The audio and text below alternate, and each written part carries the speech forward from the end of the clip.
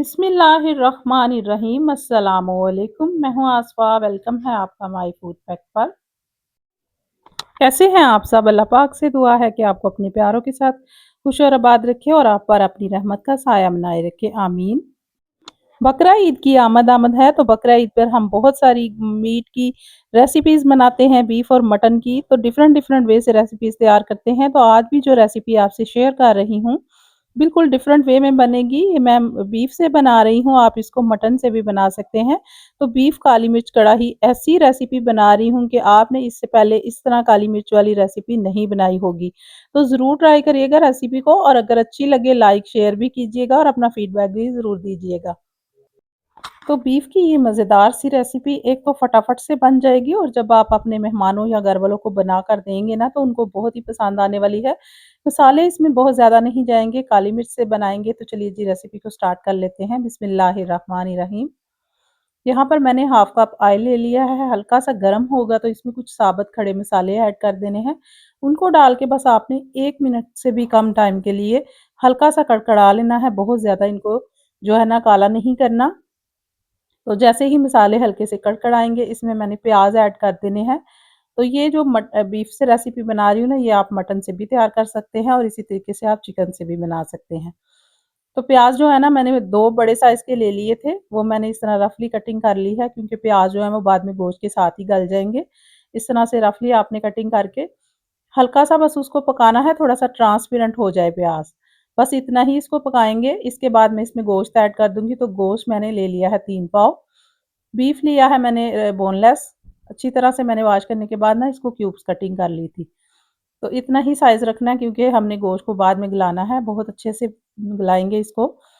तो आपने गोश्त को उतनी देर इसके साथ पकाना है कि इसका जो है ना जो हल्की-सी खुशबू होती है ना, स्मेल होती है गोश्त की, वो ख़त्म हो जाएगी और गोश्त का कलर चेंज हो जाएगा।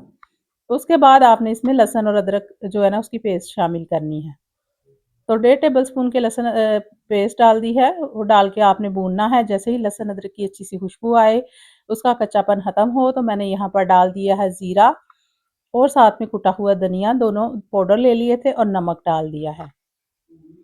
अच्छी तरह से मिक्स करेंगे और इसको जो है ना हल्का-सा भून लेंगे।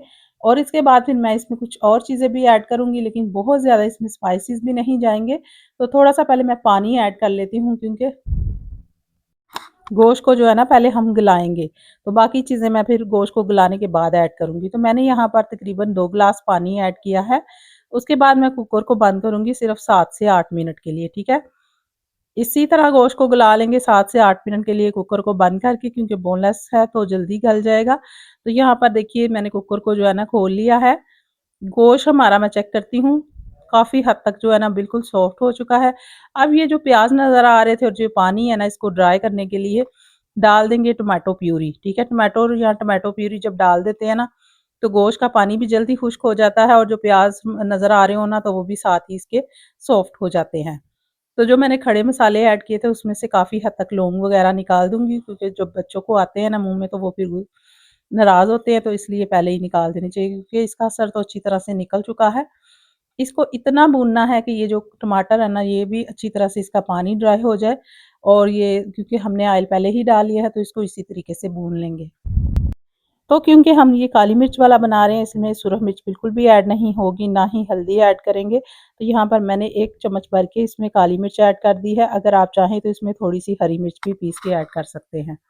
ये बहुत ही मज़े का नमकीन गोश्त भी आप इसको कह सकते हैं, इसको काली मिर्च बीफ कढ़ाई भी कह सकते हैं। ये बहुत ही मज़े का बनता है, और रेसिपी तो इतनी मज़े की है ना, फटाफट से बन जाने वाली है। थोड़ा-सा मैंने खुशबूदार सा गरम मसाला ऐड कर दिया है। तो थोड़ा-सा मैंने जो है ना हाफ़ टी स्पून से भी कम, 1 चुटकी के बराबर मैंने इसमें जायफल और जावित्री का पाउडर ऐड किया है, जिसके डालने से क्या होता है कि आपको ना कोई पैकेट का मसाला यूज़ ना भी करें, तो गोश्त बहुत ही मज़े का बनता है। अच्छा जी, 1 छोटी प्याली मैंने यहाँ पर दही की डाल दी है, उससे पहले मैंने 1 चम्मच के करीब कसूरी मेथी हाथों पे मसल के ना वो ऐड कर दी थी। अब दही डाल के इसको इतना भूनेंगे कि ये गोश्त जो है ना दही का पानी खुश्क हो जाए, और गोश्त ऑयल ऊपर आ जाए, और गोश्त हमारा अच्छे तरीके से भुन जाए। तो फिर मैं आपको दिखाती हूँ, हल्की आँच पर मैंने इसको रख दिया था। ये देखिए जी, दही का पानी खुश्क हो गया, ऑयल ऊपर आ गया। हमारी जो बीफ कढ़ाई है ना काली मिर्च वाली, बहुत ही मज़े की रेडी हो चुकी है, और गोश्त इतना सॉफ्ट है कि मुँह में जाते ही घुल जाएगा। इस रेसिपी को आपने बकरा ईद पर ज़रूर ट्राई करना है, घर वालों से, बच्चों से और मेहमानों से दाद लेनी है तो ज़रूर इसको ट्राई कीजिएगा। यहाँ पर मैंने ज़ीरा पाउडर ऐड कर दिया है थोड़ा-सा, तो डिश आउट कर लेते हैं रेसिपी। बहुत ही मज़े की हमारी बीफ कढ़ाई काली मिर्च वाली तैयार हो चुकी है, ना तो इतने मसाले इसमें गए हैं, ना ही इसको इतना टाइम लगा है पकने में और रेसिपी तो इतनी वंडरफुल बनती है कि आपने अगर एक बार ट्राई कर ली ना तो इसी तरीके से बीफ की रेसिपी बनाया करेंगे। स्लाइस कटे अदरक, हरी मिर्चें और मैंने जो है ना पुदीना डाल दिया है इसके ऊपर। आप इसको नान, रोटी और चावल के साथ भी बना सकते हैं। रेसिपी अगर आपको अच्छी लग रही है तो फीडबैक देना ना भूलिएगा। इंशाल्लाह फिर मिलेंगे अच्छी सी मज़ेदार और न्यू रेसिपी के साथ। अल्लाह हाफ़िज़।